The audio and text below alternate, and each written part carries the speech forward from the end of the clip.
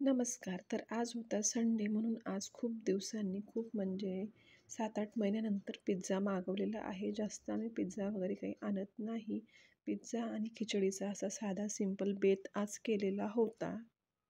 फोडणी वगैरे देऊन कांदे, बटाटे, टमाटे परतून घेते आणि मी त्यात आता थोडेसे सोयाबीन घालते.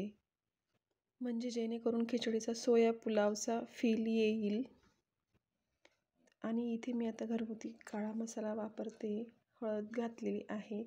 ते व्यवस्थित मिक्स करून त्यात मी आता सोयाबीन जे भिजवले होते ते मी त्यात घालून घेतलेले आहेत. ते देखील मी छान व्यवस्थित मिक्स करून घेते.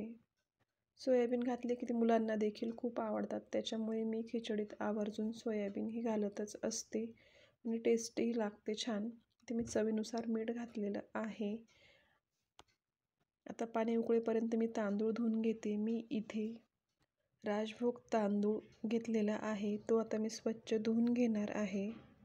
मी त्यात डाळ वगैरे काहीही घालणार नाही. नुसता तांदूळ धुवून टाकलेला आहे. या मग तुम्ही पण गरमागरम खिचडी खायला आणि सोबत पिझ्झा.